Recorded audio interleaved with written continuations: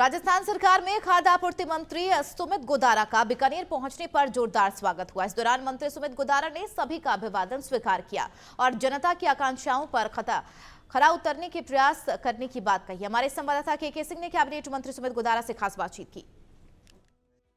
लूणकरन कंसर विधानसभा क्षेत्र से पहुंचे विधायक सुमित गोदारा, जो कि खाद्य आपूर्ति मंत्री बनकर पहली बार बीकानेर पहुंचे हैं और बीकानेर पहुंचने पर भयंकर स्वागत हुआ, जगह जगह स्वागत हुआ, क्या कहेंगे?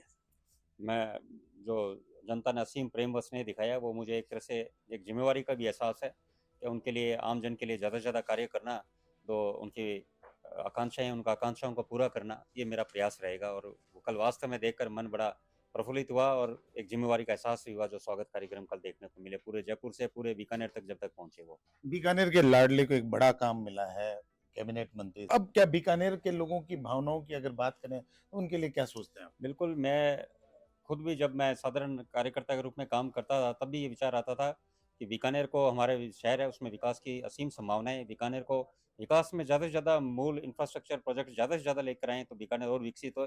अब ये जो अवसर कैबिनेट मंत्री का, जो माननीय मुख्यमंत्री जी ने, प्रदेश नेतृत्व ने, केंद्रीय नेतृत्व ने मुझे दिया है, मेरा ये पूरा प्रयास रहेगा कि बीकानेर में अच्छे इंफ्रास्ट्रक्चर प्रोजेक्ट्स लाएँ, जिससे शहर विकास की गति में और आगे और नए आयाम छू पाए।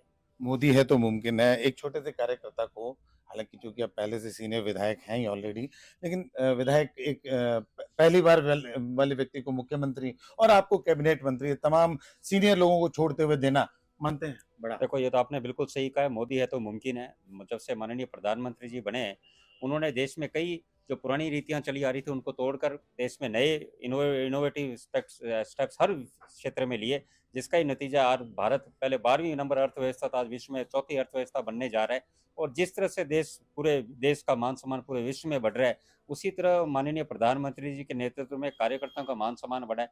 एक साधारण से साधारण कार्यकर्ता भी सोच सकता है, यदि वो पार्टी में सच्चे मन से काम करेगा तो पार्टी में किसी भी ऊंचाई को छू सकता है। ये तो वास्तव में बदलाव आया और इस बदलाव के कारण ही कार्यकर्ताओं में एक ऊर्जा का संचार, और वो ऊर्जा का संचार ही 2024 के लोकसभा चुनाव में, जो पिछली बार 303 सीटें थी, उसको भी रिकॉर्ड तोड़ सीटों से आगे जाकर लेके आया। आम जनता, आम कार्यकर्ता लेकर आएगा। खाद्य आपूर्ति मंत्री बने हैं, उसको देखते हुए कुछ प्राथमिकता, कुछ कहना चाहिए? देखो, अभी विभाग का संभाला ही है और बिल्कुल उसमें जो जो चैलेंजेस आएंगे उनमें प्रयास रहेगा। और सबसे महत्वपूर्ण विभाग ये है, क्योंकि माननीय प्रधानमंत्री गरीब कल्याण अन्न योजना इसी विभाग के द्वारा संचालित होती है केंद्र के। तो ये प्रयास रहेगा कि जो गरीब आदमी है, उनको सबको अन्न पहुंचे और गेहूं पहुंचे। आप ही के साथ ही एक मंत्री की कल हार हुई। देखो, वो चुनाव का विषय अलग था, वो एक भावनात्मक चुनाव था। और ये आज हम चाहे कुछ भी कहें, भारतीय समाज आज भी भावनाओं से जुड़ा हुआ रहता है, तो वो कहीं ना कहीं, और वो चुनाव जैसे उस क्षेत्र में था, तो उन्होंने चुनाव ही भावनाओं पे, उनका विषय वही था कि वो एक श्रद्धांजलि के नाम पर उन्होंने वोट मांगे, तो वो एक चुनाव का एक अलग विषय रहा। तो देखिए, निश्चित रूप से तमाम तरह की जो अन्न से संबंधित योजनाएं हैं, उनको लागू किया जाएगा और बीकानेर के विकास में किसी तरह की कोई खामी नहीं, कोई कमी नहीं छोड़ी जाएगी। यह कहना है सुमित गोदारा, जो कि राजस्थान के कैबिनेट मंत्री हैं, खाद्य आपूर्ति मंत्री।